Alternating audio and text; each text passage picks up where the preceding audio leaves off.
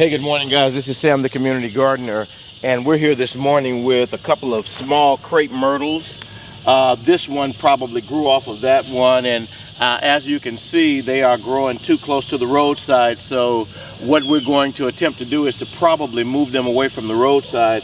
As you can see, the larger one over here, the weather, we've had a lot of rain and wind lately, so the weather has probably caused this one to lean over in the road, and I'm afraid that if we don't either cut it back or move it soon, it's probably going to be lost. Some car is going to hit it and destroy it. So we're going to try to save this, and probably what we'll do, rather than move it right now, we'll probably cut it back so that it can be successful. Maybe in the fall we'll try to move it.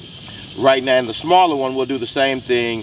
We just don't want to lose them because they're such beautiful trees and they're used throughout Georgia in landscapes and that kind of thing. So I want you guys to bear with me, and we're going to see what we're going to do to save these crepe myrtles. I think all I'm going to do today is just cut the larger one back so that it won't be leaning over into the street, and then we'll go from there and maybe wait until it starts cooling off just a little bit before we attempt to move them to another part of the yard.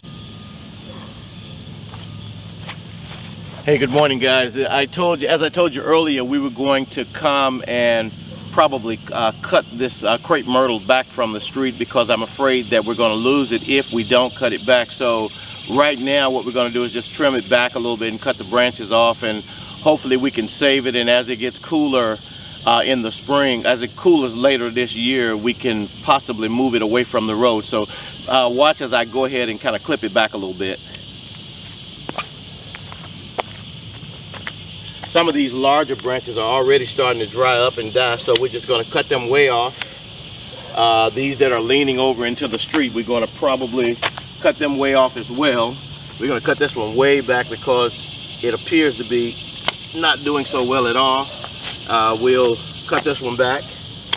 We're going to cut them all back just so that we can possibly save it for next year, and maybe we can move it at that time rather than have it get hit by a car or whatever. So as you can see, we're removing many of the branches that are leaning over into the street.